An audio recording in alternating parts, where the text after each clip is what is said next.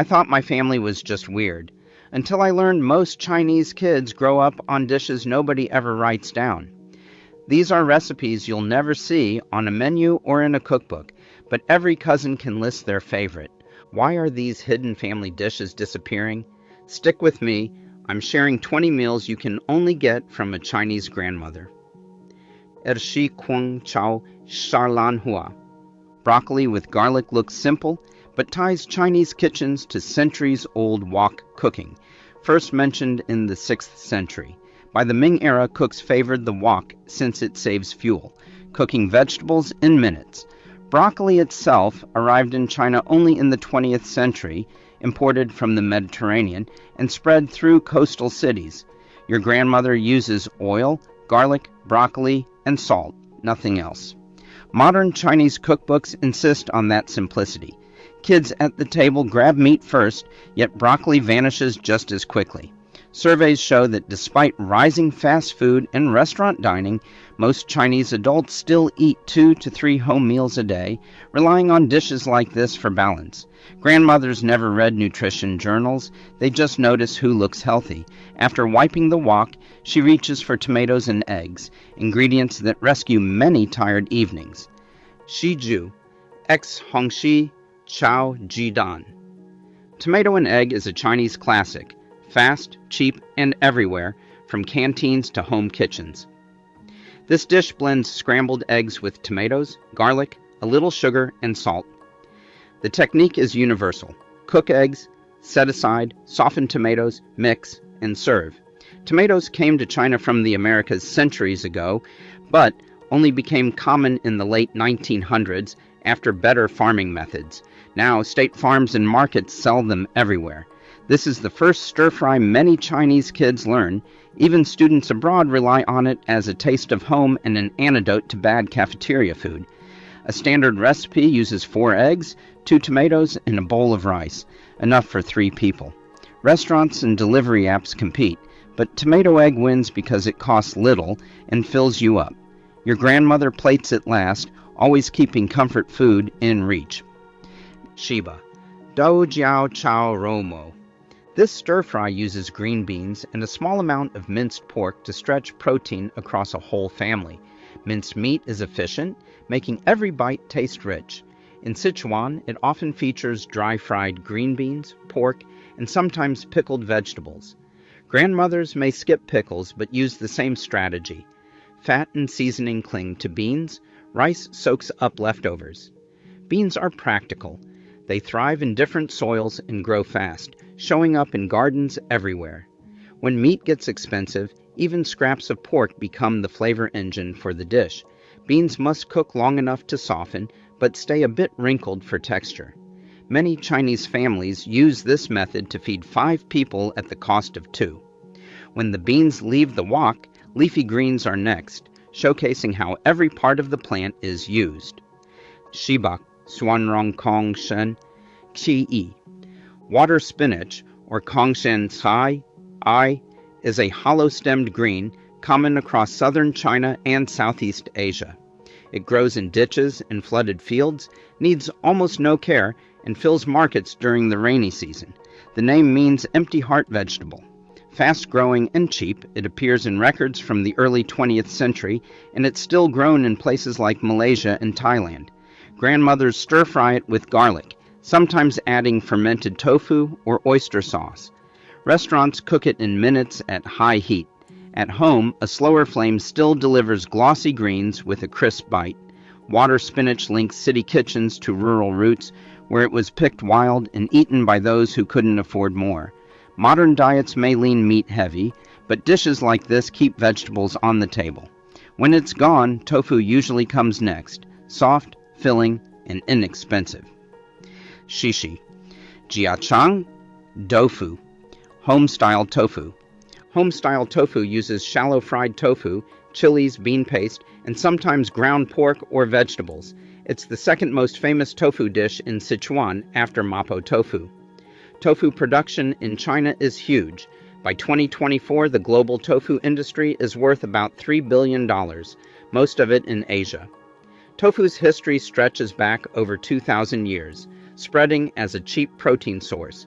Grandmothers buy fresh blocks by weight, still warm, and fry them until golden.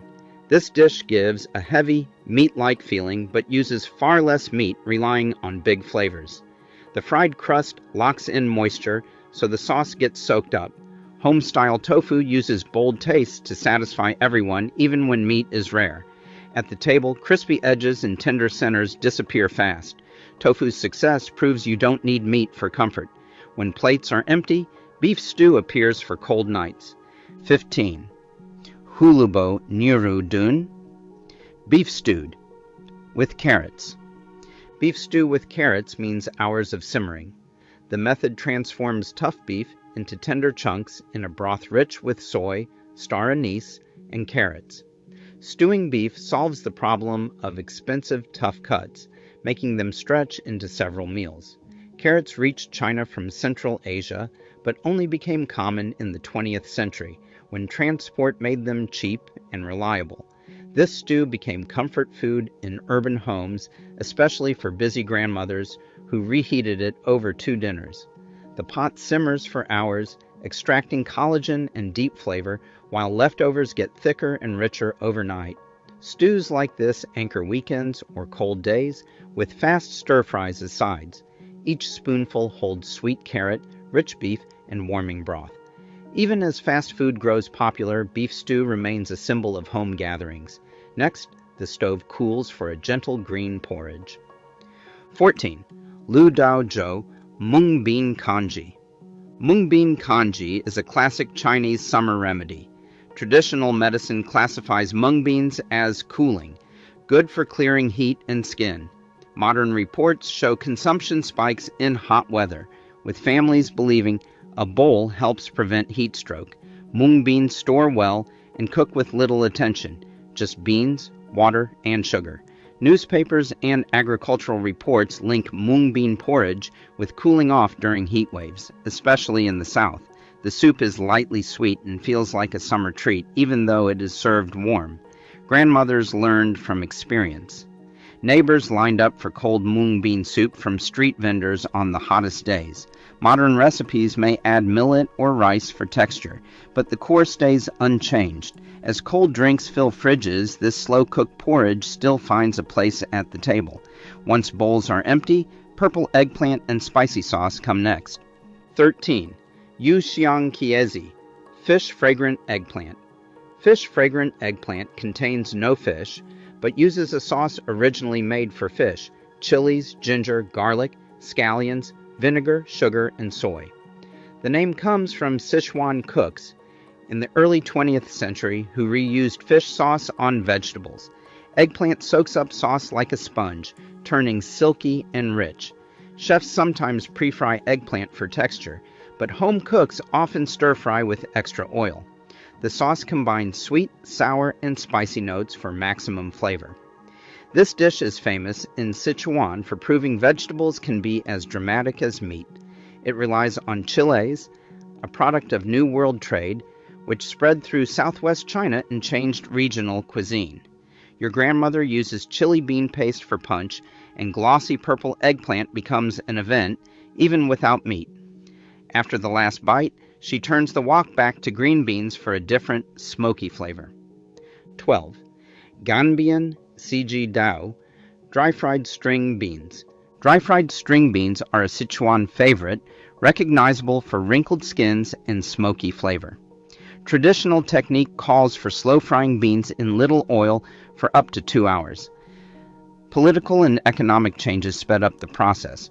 Restaurant cooks now deep-fry quickly, then toss beans with minced pork, garlic, chilies, and pickled mustard greens. Home cooks find a middle ground. Pan roast beans until blistered, then add seasonings and a small amount of pork. The dish offers crunch, spice, and a little meat, street snack energy with vegetable nutrition. Modern writers call it one of the best vegetable dishes in the world, with heat from Sichuan peppercorns and dried chilies. Grandmothers adjust spice for kids, but keep enough to remind everyone that vegetables can thrill. When the plate empties, only pork crumbs remain, setting up for the arrival of a celebratory fish. 11. Hongxiao Yu, Red-braised fish. Red-braised fish, or Homestyle, means whole fish simmered in soy, sugar, and rice wine. The sauce turns mahogany, glossy, and sticky. This method appears all over Central and Eastern China, especially at holidays. During Lunar New Year, fish, yu, sounds like surplus, symbolizing good fortune. Households may prepare 2 fish, one for New Year's Eve, one for the first day, emphasizing abundance. Grandmothers sometimes serve red-braised fish after a market bargain, using the whole fish for value and symbolism. The technique tolerates delays, the sauce thickens, and the fish stays tender. Eating whole fish is a family skill. Children learn to navigate bones and cheeks early. Modern recipes for Homestyle appear everywhere online, connecting home kitchens with centuries-old tradition. After fish, your grandmother quietly turns to fried rice, a dish that reinvents yesterday's leftovers into tonight's meal. 10. Jadon Chow Fan, egg fried rice. Egg fried rice started as a solution for leftover rice. Historians trace it back to the Sui dynasty, 581 to 618 CE, with records of cooks tossing cold rice and scraps in a hot wok. By the time of the Yangzhou style, fried rice had become a treat served to officials. Grandmothers rely on overnight rice for the right texture. Each grain stays separate, never mushy. Classic recipes use egg, scallions, and whatever leftovers remain: ham, peas, chicken. With China consuming more than 190 million tons of rice per year, fried rice is a staple in every home, turning waste into flavor. The dish arrives late in the day, after work or school, lifting spirits with just a handful of ingredients. Each bowl is a reminder that resourcefulness always has a place. When the last spoonful is gone, pepper beef takes the stage for a bold, fast dinner. 9. Huzhou Chow Niu Ru, black pepper beef. Black pepper beef bridges, Cantonese stir-fry, and Western steakhouse, developed in Hong Kong hotels for foreign guests in the 20th century. The dish uses bite-sized beef, bell peppers, onions, and a glossy black pepper sauce. Grandmothers love it for 2 reasons. It delivers Western flavor affordably, and it tenderizes ordinary beef cuts fast. Black pepper, traded into China by sea, gained popularity through British influence and global shipping. Restaurant-style black pepper beef provides about 350 calories per serving, packing a big taste with low fat compared to cream-based sauces. Cooks combine soy, oyster sauce, and cracked pepper in blazing woks to create wok hei, the smoky, seared aroma prized by Cantonese chefs. Eating black pepper beef marks a generational shift, linking grandparents' traditions with modern restaurant culture. Once only sauce is left, the focus returns to a slow-braised chicken feast, anchoring family celebrations. 8. Jiayanji, family banquet braised chicken. Braised chicken, or jiayanjis, means one pot feeds a crowd. Grandmothers simmer whole or jointed chicken with soy, ginger, star anise, and sugar until the meat softens and the broth turns savory. Historically, chicken was a festival treat for most families, reserved for guests or holidays. As incomes rose, poultry became more common, but slow-cooked chicken still signals a special meal. Studies show poultry intake rising steadily in China, with home-cooked chicken leading the way. The braise frees up time. Once it simmers, cooks handle vegetables or help with homework. At the table, every piece becomes part of a negotiation: wings, drumsticks, and the piece that soaks up the most sauce. Sharing reinforces family ties without anyone declaring rules.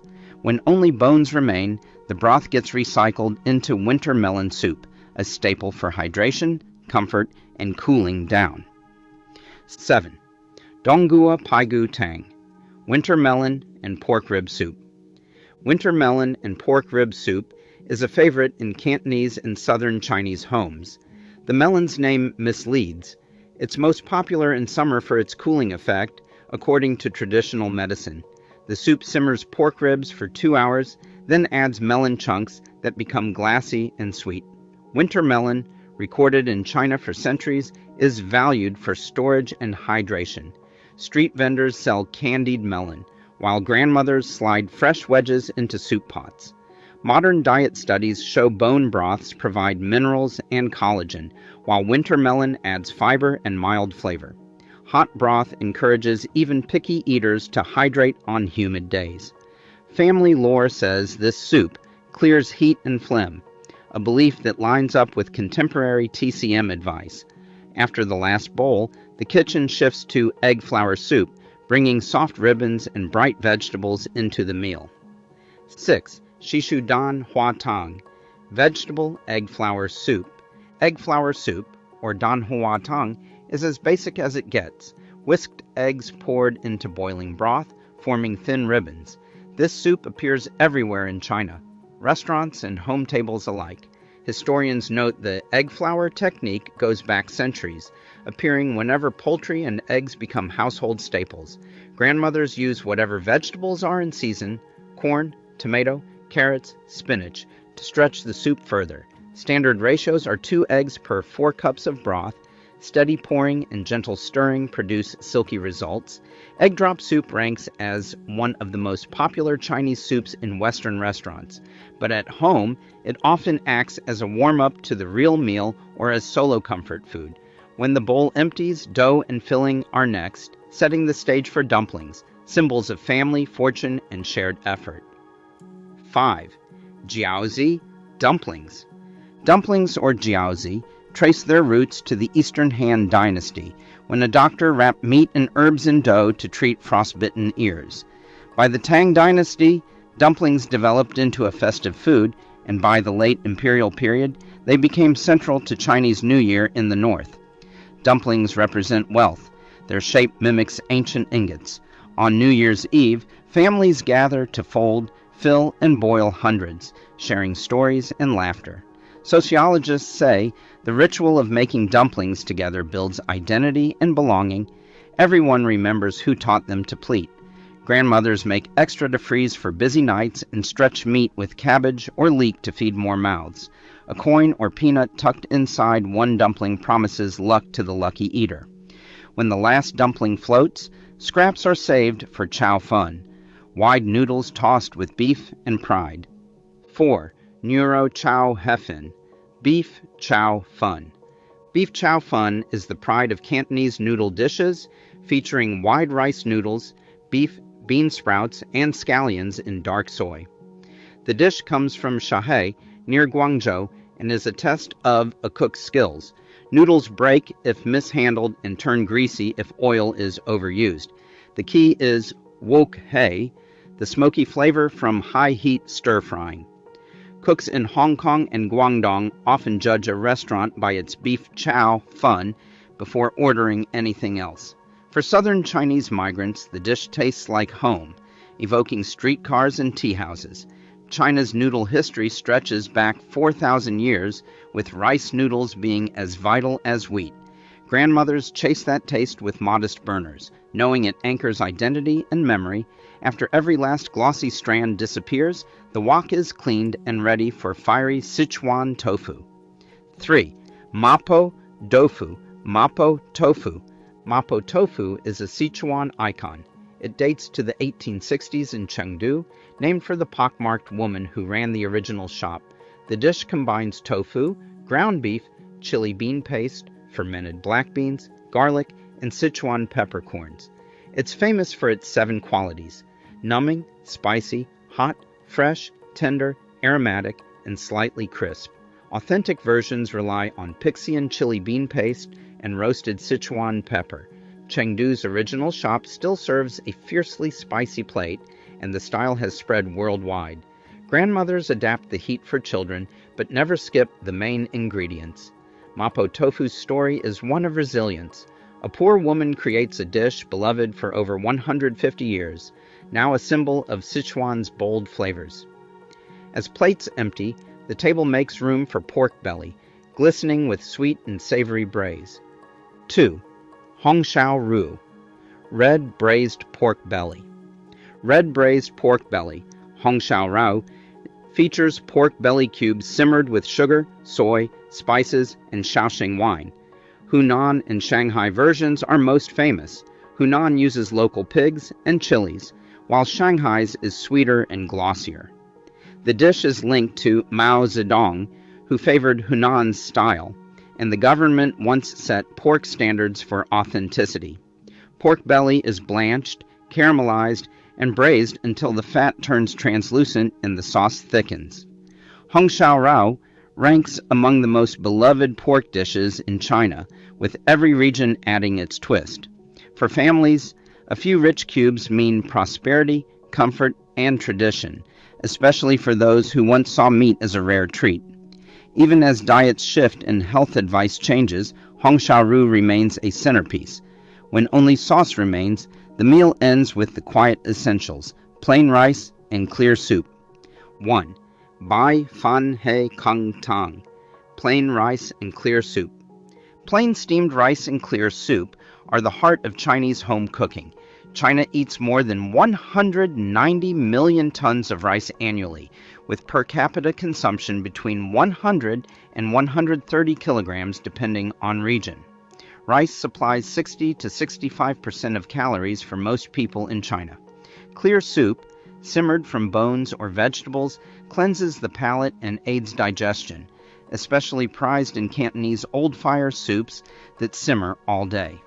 These basics anchor every meal. Spicy tofu needs rice to balance heat, rich pork belly needs rice to soak up sauce, and fried rice is just yesterday's plain rice reborn.